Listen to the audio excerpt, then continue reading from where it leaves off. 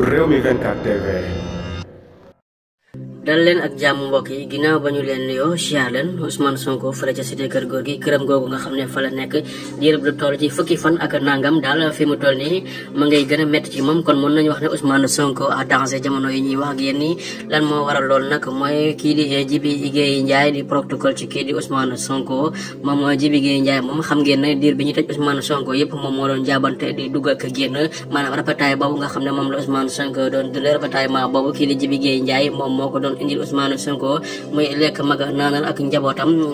Jibi Gueye Ndiaye moom moo leen doon indil lekk waaye fii ñuy wax ak yéen yi daal moom moomee di Jibi Gueye Ndiaye daal di nañu koy alerté ñoom takk dere ña ngi koy xamal ne ko mënatoo dugg ci kër gi fi mu toll nii kon bu fekkee ne dañoo tëj Ousmane Sonko te Jibi Gueye Ndiaye moom doon ab protocole moom moo ko doon indil lekk ak naan comme bu ñu nekk yow Jibi Gueye Ndiaye mënatoo dugg ci kër gi mooy Ousmane Sonko du amati lu mu lekk ak lu mu naan Sénégal yi nag ñi seetaan loo xam ne nag lu doy waar la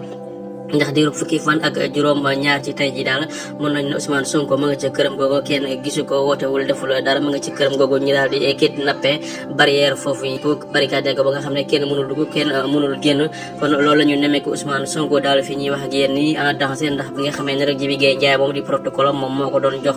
rapataillement boobu moom Jibi Gueye Ndiaye moomu takk dere ña ngi koy xamal ne fii daal mënuloo fee dugg fi mu toll nii kon Jibi Gueye Ndiaye ma ngay xam ne loolu fii ñuy wax ak yéen daal kon Ousmane Sonko lekk mag naanam bu fekkee ne jeex na rek ndegam jeexul sax kan fan la ko mën a jëlewaat kon foofu la information yi toll fii ñuy wax ak yéen ni daal kon Ousmane Sonko daal dinay sonn lool diiru ba mu jógee ci Ziguinchor daal bañ ko jàppee ca fële nga xam ne mooy Koungheul indi ko ca Ndakaaru boobee ba léegi daal mënul génn këram kon fii la Sénégal toll ñu bari nag ñu ngi seetaan waaye Ousmane Sonko li ñu koy seetaan ni daal dinay doy waar lu ñu koy def kenn mosu koo def benn Sénégal fii ci mim réew jaa ngi jëf mbokk yi